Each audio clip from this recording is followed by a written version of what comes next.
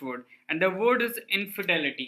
Noun है और इसका मतलब होता है the act of not being faithful to your wife or husband by having a sexual relationship with somebody else. Okay विश्वासघात जिसे हम कहेंगे. तो अडल्ट्री बिट्रेयल सिनोनिम से लॉयलिटी और फेथ इसके अपोजिट्स हो गए. एग्जाम्पल देखिए, I can not forgive her for many infidelities. तो मैं उसकी कई बेवफाइयों के लिए क्या करूंगा, उसको कभी माफ नहीं कर सकता. आगे बढ़ते हैं. नेक्स्ट है आपका डॉजी. एडजेक्टिव है, इसका मतलब होता है इन्वॉल्विंग रिस्क, नॉट ऑनेस्ट और नॉट टू बी ट्रस्टेड, जिसमें धोखा खाने का खतरा हो, ईमानदारी रहित या फिर आपका गैर भरोसेमंद. कनिंग, फ्रॉडुलेंट सिनोनिम से ऑब्वियस, इनोसेंट इसके अपोजिट्स हैं. एग्जांपल देखिए, he proposed to a dodgy girl and lost all his savings. तो उसने क्या करा, एक चालाक लड़की को प्रपोज करा, प्रस्ताव किया, और उसने क्या करा भाई, सारी बचत खो दी. ओके, तो उसने उसको कहा होगा ये दिलवा दो वो दिलवा दो. चलिए आगे बढ़ते हैं. नेक्स्ट है आपका इंटरेस्ट वर्ब है, इसका मतलब होता है to make somebody responsible for something, किसी को किसी काम का दायित्व सौंपना. ट्रस्ट, टास्क सिनोनिम से. एग्जांपल देखिए, Simran interested Nibbi with her secret but then she accidentally posted it on social media. तो सिमरन ने निब्बी को कहा कि ये मेरा एक राज है, ओके इसे अपने तक ही रखना, लेकिन क्या करा, निब्बी ने गलती से उसे सोशल मीडिया पर पोस्ट कर दिया. खैर गलती तो नहीं होगी हो, लेकिन आदत होती है ओके गर्ल्स में.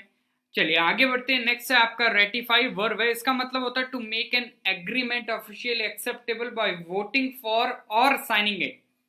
ओके, तो किसी समझौते की औपचारिक संपुष्टि करना, या फिर आपका मतदान, या फिर मतदान के द्वारा, या फिर आपका हस्ताक्षर द्वारा उसकी पुष्टि करना कि हाँ भैया ये एग्रीमेंट ऑफिशियली हुआ है. अप्रूव, कंफर्म सिनोनिम से रिजेक्ट, डिनाइज के अपोजिट्स हैं.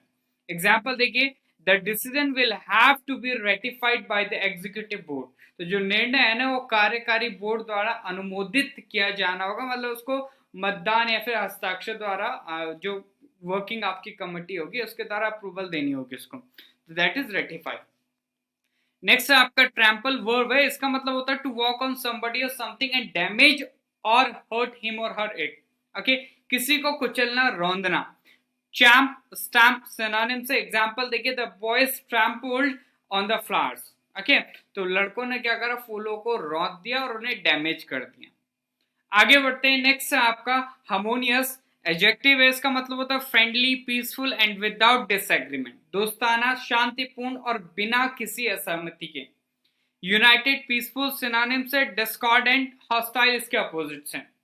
एग्जाम्पल देखिए, I thought my partner would be harmonious. तो मैंने सोचा था कि जो मेरा साथी है ना वो क्या आपका दोस्ताना होगा, शांतिपूर्ण होगा, या फिर आपका बिना किसी असहमति के मेरे साथ रह लेगा, लेकिन ऐसा नहीं है. ओके, आगे बढ़ते हैं.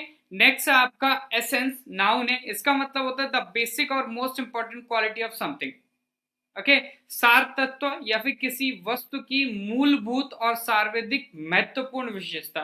कोर और हार्ट सिनोनिम से. एग्जांपल देखिए, my yoga instructor told me to focus on the essence of my breath but then I accidentally fall. तो मेरे योगा प्रशिक्षण जो प्रशिक्षण दे रहे होंगे उन्होंने मुझे कहा था कि अपनी सांस पे मैं क्या करूं, ध्यान केंद्रित करूं, उसकी क्वालिटी पे. लेकिन क्या हुआ भाई, मैंने कुछ कर दिया. ठीक है, ओके, मैंने यहाँ पे क्या कर दी, गलती से पातना शुरू कर दिया. ले लो आप सांसें. आगे नेक्स्ट है आपका फ्रिवोलस. एडजेक्टिव है, इसका मतलब होता है नॉट सीरियस और सिली. ओके, अंगभीर या फिर आपका मूर्खतापूर्ण. सिली और गुफी इसके सिनोनिम से. अपोजिट हो गया सीरियस और आपका ऑनेस्ट. एग्जांपल देखिए, my cat is always engaging in frivolous activities like chasing her own tail and napping for 20 hours a day. तो मेरी बिल्ली हमेशा फालतू जो गतिविधियां हैं वो करती है, उनमें उलझी रहती है, जैसे कि मतलब खुद की पूंछ का पीछा कर लेना या फिर 20 घंटे सोते रहना. तो फ्रिवोलस मतलब आपका फालतू जो एक्टिविटीज होती है, फालतू. नेक्स्ट है आपका डिराइसिव. एडजेक्टिव है, इसका मतलब होता है शोइंग डेरिशन. ओके, उपहासपूर्ण. एग्जाम्पल देखिए, अच्छा पहले सिनोनिम देखिए, एब्सर्ड, सिली सिनोनिम से. सीरियस, ऑनेस्ट इसके अपोजिट्स हैं. एग्जाम्पल देखिए, what rubbish he said with a derisive laugh. तो क्या बकवास बात कही है तुमने, यह उसने उपहास भरी हंसी के साथ कहा. तो उपहासपूर्ण को हम कहते हैं आपका डिराइसिव. आगे बढ़ते हैं. with our next word, and the word is phase. Verb है, इसका मतलब होता है to make somebody worried or nervous, किसी को चिंतित या परेशान कर देना. कंफ्यूज, फ्लस्टर सिनोनिम से रिलीफ, काम इसके अपोजिट से. एग्जाम्पल देखिए, no one is fazed by the sight of guns here anymore. तो यहां बंदूक को देखकर अब किसी को हैरानी नहीं होती. आगे बढ़ते हैं with our next section, that is idiom और फ्रेज. पहला आपका फ्रेज है, नाउन की तरह हम इसे यूज करते हैं, that is apple pie order. इसका मतलब होता है परफेक्ट ऑर्डर और नीटनेस, सही क्रम या साफ सफाई. एग्जाम्पल देखिए, everything in the cupboard was arranged in apple pie order. तो जो अलमारी में सब कुछ रखा था ना, वो सही क्रम में क्या था, व्यवस्थित था. आगे बढ़ते हैं, नेक्स्ट आपका फ्रेज है आर्म्स का, that is take up arms. इसका मतलब होता है टू बिगिन फाइटिंग, लड़ना शुरू करना. एग्जाम्पल देखिए, Nibbi is always ready to take up arms against me. तो निब्बी हमेशा मेरे खिलाफ हथियार उठाने के लिए तैयार रहती है, मतलब हमेशा लड़ने के लिए तैयार रहती है. नेक्स्ट आपका ईडियम है हमारा, उसको पढ़ते हैं, break the back of something. इसका मतलब होता है टू गेट मोस्ट और the worst part of a particular task done. किसी विशेष कार्य या सबसे अधिक या सबसे खराब हिस्सा पूरा कर देना उस कार्य का. एग्जाम्पल देखिए, we have broken the back of it now and we should be finished it by Friday. तो हमने क्या कर दिया, अब इस काम की कमर तोड़ दी, मतलब मुश्किल जो कार्य था खत्म कर दिया और अब हम इसे शुक्रवार तक खत्म कर देंगे. आगे बढ़ते हैं with our next section, that is phrasal verb. पहला फ्रेजल वर्ब आपका कीप आउट. इसका मतलब होता है टू स्टॉप और प्रिवेंट समवन और something from entering a place. किसी को या कुछ को किसी स्थान में प्रवेश करने से रोकना, that is keep out someone. Example देखिए, the sign on the beach said keep out but I went in anyway and ended up getting buried in the sand by a group of kids. समुद्र तट पे साफ साफ लिखा था ये दूर रहना इससे, लेकिन मैं चले गया फिर भी. तो वहां क्या कर दिया, बच्चों ने क्या कर दिया, मुझे रेत में क्या कर दिया, बरी कर दिया. ओके, रेत में दबा दिया. नेक्स्ट है आपका कीप समवन अप. इसका मतलब होता है to prevent someone from going to bed और स्लीपिंग. किसी को बिस्तर पर जाने या सोने से रोकना. एग्जाम्पल देखिए आपका, the horror movie was so scary it kept me up. तो जो हॉरर फिल्म थी ना, वो बहुत डरावनी थी और उसके डर के कारण मैं सो नहीं पाया. ओके, तो भाई देखते क्यों.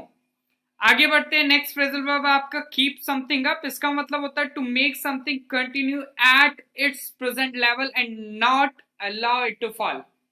तो किसी चीज को उसके वर्तमान स्तर पर रखे रखना, ओके, उससे गिरने ना देना. एग्जाम्पल देखिए, I told my friend to keep up his dance moves but he ended up breaking a lamp with his enthusiastic twirling. तो मैंने क्या करा, अपने दोस्त से क्या कहा, भाई अपने डांस मूव को कंटिन्यू रखो, जारी रखो, रुकना मत. लेकिन उसने क्या करा, उत्साह से उसने घुमाव करा और उससे क्या करा, लैंप तोड़ दिया. आगे बढ़ते हैं with our next section, that is one word substitution. पहला स्टेटमेंट है नॉट एबल टू रीड और राइट. लिखने या पढ़ने में असमर्थ, निरक्षर, अनपढ़. तो उसको हम कहते हैं आपका इलिटरेट. एग्जाम्पल देखिए, I thought Nibbi was illiterate but it turns out she was just trying to read upside down. तो मैंने सोचा था कि निब्बी अनपढ़ थी, लेकिन पता चला कि वह उल्टा पढ़ रही थी. ओके, तो अनपढ़ नहीं थी, वो बेवकूफ थी. आगे बढ़ते हैं with our next statement, that can not be explained और सॉल्व. जिसे समझाया या हल ना किया जा सके, असमाध्य हम कहेंगे जिसको, तो वो है आपका इनसॉल्वेबल. एग्जाम्पल देखिए, understanding a girl is truly इनसॉल्वेबल. Okay, तो एक लड़की को समझना ना वास्तव में वही मुश्किल काम है. आगे बढ़ते हैं, नेक्स्ट स्टेटमेंट है नॉट कनेक्टेड विद समथिंग और इंपॉर्टेंट इट टू इट. किसी वस्तु से वीकेंड से आपका अशब्द रहना या फिर आपका उसके लिए कोई महत्वहीन, मतलब कोई वस्तु का महत्वहीन होना. ओके, अप्रासंगिक हम कहेंगे, वो भी चलेगा आपका. तो that is irrelevant adjective. Example देखिए, she was always fights on irrelevant topics but at last I have to say sorry for everything. तो वह हमेशा अप्रासंगिक जो विषय थे, मतलब इररेलेवेंट टॉपिक्स थे, उन पे लड़ती रहती थी जिनका कोई महत्व नहीं होता, महत्वहीन बातें. ओके, लेकिन अंत में क्या होता था, मुझे ही सॉरी बोलना पड़ता था. तो ऐसे ही होता है सबके साथ. चलिए, तो ये तो था आज का वोकैबुलरी सेशन. आई होप आप सभी ने एंजॉय करा होगा. सेशन को लाइक करें, शेयर करें, चैनल को सब्सक्राइब करें. मिलते हैं in the next section. Till then, जय हिंद, जय भारत.